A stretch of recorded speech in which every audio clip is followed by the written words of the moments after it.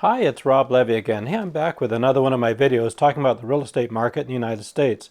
I'm coming to you in the middle of July 2022, and yeah, it's kind of been a little strange out there. As we all know, mortgage rates have about doubled, and housing inventory is about doubled in the last couple of months too, so our market is changing. So what I've done for a mid-year update, I've gathered a whole bunch of information I want to share with you here, and I'm going to put my readers on so I can go over it all and kind of bring you up to speed on what's going on and what the experts think and my take on why this isn't such a big issue. So please watch the whole video because I've got some great information about a what if. The what if meaning if you'd have bought a house, say, 6 months ago versus buying it today, what the real difference is to you and how that works. So hang on and let me go through this. First off, I've reached out to several of my experts and got some information from economists and so on and so forth about the housing market forecast for the second half of the year.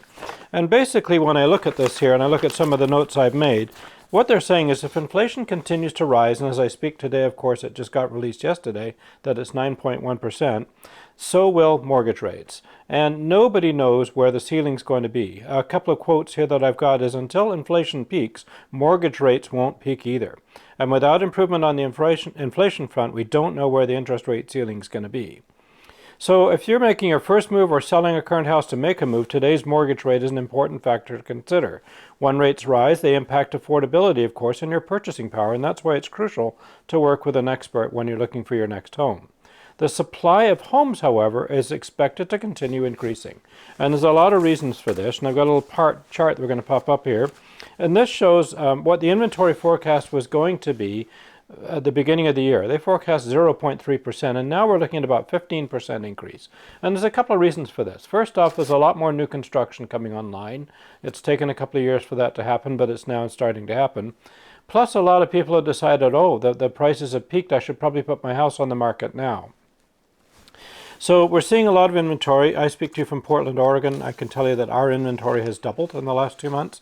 And most of my realtor friends around the country that I've spoken to also agree that the inventory is about doubled. But how does this affect house price forecast? Well, just because there's more inventory, which means things have slowed down somewhat and combined with the interest rates, the reality is this. There's nowhere near enough houses on the market. A balanced market, per this slide up here, shows at about 5.5 months of worth of inventory. In our market now we're pushing 2 months. That's well below 5.5, and nationally it's about the same.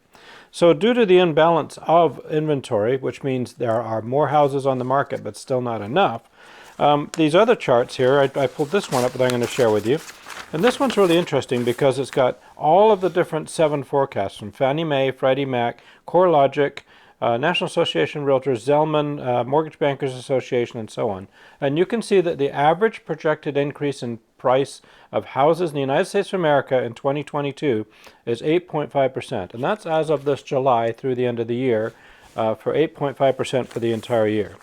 And what they're basically saying is the current home price growth is unsustainable, and higher mortgage rates coupled with more inventory will lead to slower home price growth, but unlikely declines in home prices. And that, again, is because there's just not enough inventory. So first off, thank you for watching this video. Feel free to share it with friends and stuff, but I want to go on to how this plays in reality. And I pulled up some information, and this is on a typical situation. And I want you to listen very carefully. So let's just assume that you were going to buy a $650,000 house. Okay, and this is, let's say 4 months ago, 5 months ago. You would have had to offer $725,000, let's say, to get this house. Now, this is hypothetical, but it's probably reality. You probably had to waive all repairs. So you had to say to the seller, hey, I'm going to buy your house, I'm going to pay you more than it's worth, and I don't want you to do any repairs. And then the seller said, well, you know, I've got 8 offers on this thing. I really want to stay here rent-free. So let's say that you said to the seller, you can stay there 8 months rent-free. And let's just say this $650,000 house that you paid $725,000 for only appraised for $695,000, and you put down 20% to be competitive and avoid PMI, private mortgage insurance. Now, the reality is this. The down payment's going to be about $154,000. Plus, let's say the appraisal came in at $695,000, like we said. Remember, they're asking $650,000 and you offered $725,000. So now you're paying $30,000 towards a low appraisal, and you're allowing the seller to live with the 3 months, which your mortgage payment would be about $2,800. So let's say $8,600 for 3 months worth of mortgage. and let's say that it's about $5,000 worth of repairs that you had to do to get it. That's about $200,000 out of pocket for you to buy that $650,000 house just a couple of months ago, 6 months ago, whatever. Now, granted, you got a 3% rate and a $2,868 mortgage payment, which is fantastic. But let's look at it today. As I stand here in July of 2022, the market has changed, as I spoke earlier. Double inventory, interest rates now around 5.5%, not the 3% that you could have gotten 2, 3, 4 months ago. So you make another offer on this $650,000 house today. There's lots more inventory, so there's a really good chance you're going to get the house for $650,000. And you do a home inspection, because now the seller is allowing home inspections because it's not competitive, and you find a bunch of stuff that's wrong with the house. So you've saved $60,000 up front, and at 5%, you've got a payment of $3,285 a month.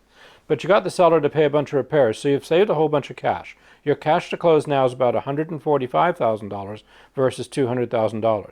Now, we know the interest rate's higher, so to do this at 5%, that's $417 a month more you're paying for your mortgage. Let's reiterate that. You're paying $417 a month more. I'm not selling this as a gimmick. I'm showing you that you're paying more payment.